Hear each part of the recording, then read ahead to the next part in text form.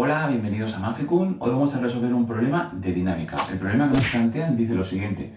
Una persona en el súper va empujando su carro. Evidentemente existirá una fuerza de fricción entre el carro y el suelo, que nos dicen que vale 15 newtons. Nos preguntan un par de cosas.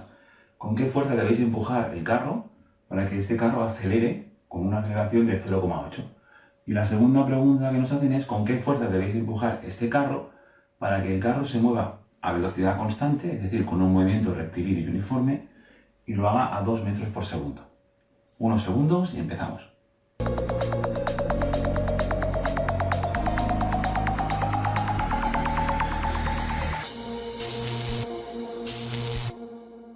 Bueno, ya estamos aquí.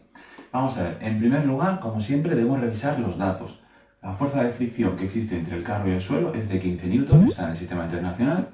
La masa del carro es de 40 kilos. Vale, muy bien. Pasamos al segundo paso, dibujar las fuerzas. ¿Qué fuerzas actúan sobre este carro? Para empezar, empezamos por el eje X. Tenemos la única fuerza que actúa en contra del eje X es la fuerza de fricción, que recordad siempre va en sentido contrario al movimiento. Sería esa.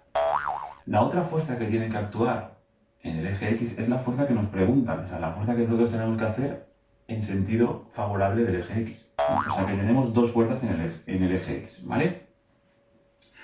Las fuerzas en el eje vertical tendremos el peso, como siempre, es mg, va dirigido perpendicularmente al suelo, y la normal, que es la fuerza que hace el suelo sobre el objeto, que también es perpendicular al suelo, pero de sentido contrario.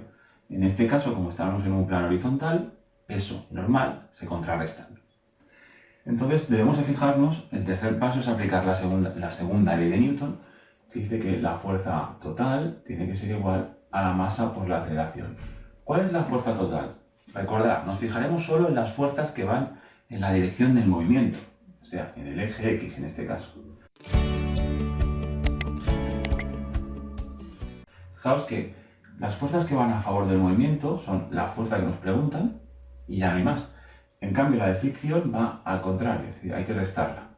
Esta es la fuerza total que actúa en el eje X y esto será igual a la masa por la aceleración.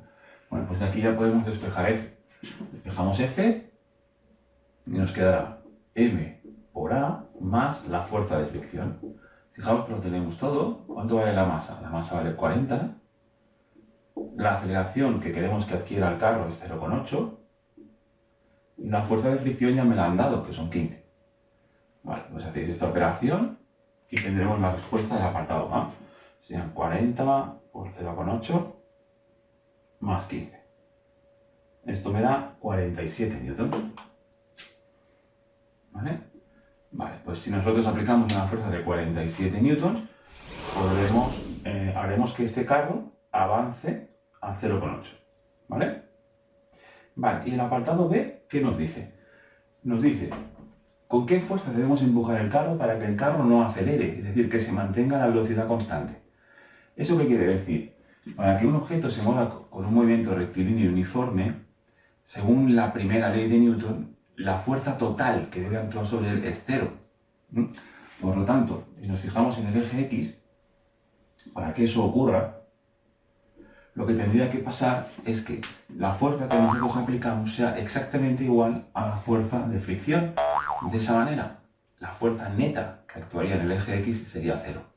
Por lo tanto, la respuesta es que la fuerza que nosotros debemos aplicar debe ser igual a la fuerza de fricción, es decir, 15 newtons.